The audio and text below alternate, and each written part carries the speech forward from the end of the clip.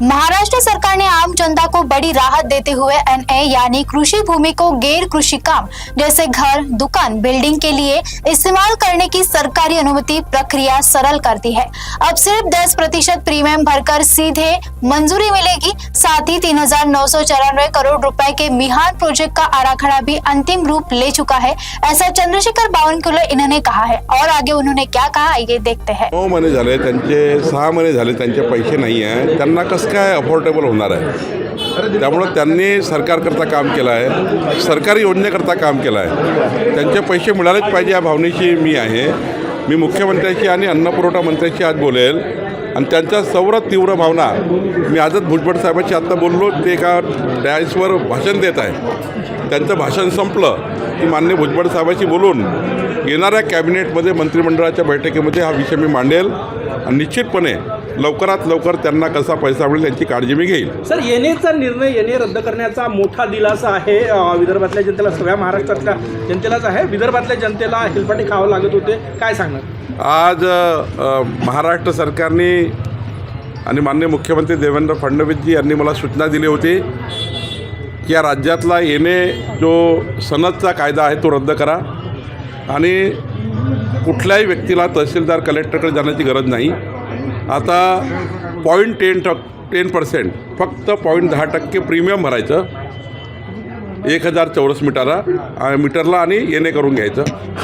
म्हणजे डायरेक्ट तुम्ही ज्यांच्याकडे परवानगी घ्याल, जसं आता मुंबई महानगरपालिका, तर महानगरपालिकेत 0.10% भरलं की येणे झालं। कॉर्पोरेशन असेल किंवा कलेक्टरेट असेल, आता कुठलाही येणे आणि सनदची गरज पडणार नाही।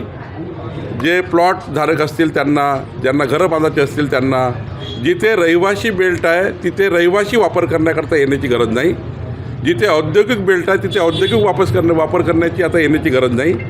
जिथे कॉमर्शियल यूज आहे तिथे कॉमर्शियल येण्याची गरज नाही।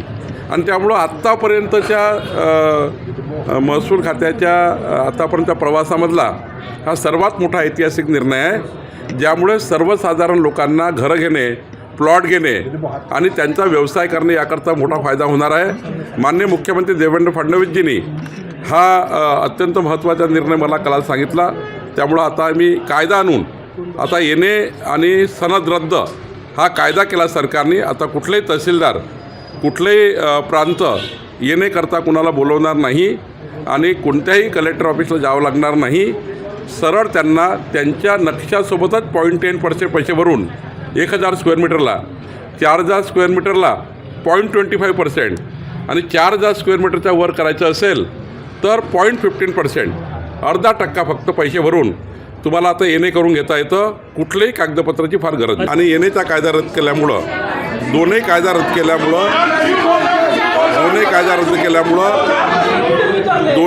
रद्द केल्यामुळं आता फार लोकांना याची गरज पडणार नाही। सर, कधीपासून हा निर्णय लागू होणार आहे आणि जे जुने लेआउट आहेत त्यांनाही दिलासा मिळेल? सर्वांना, या राज्यातल्या सर्वांना दोन्ही निर्णय लागू झाले आहे। तुकडेबंदी कायदा रद्द करण्याचा निर्णय लागू झाला आहे आणि सनदचा आता कायदा रद्द केलेला आहे। मंत्रिमंडळाच्या बैठकीमध्ये 3,994 कोटीचा मिहान प्रकल्पाचा आराखडा आता फायनल झाला आणि त्यामधले आता यावर्षी आपल्याला 160 कोटी बाकी आहे, ते मिळणार आहे आणि पुढच्या वर्षीकरता 516 कोटी रुपये मिळणार आहे। एकंदरीत 2,500 कोटी खर्च झालेले आहेत।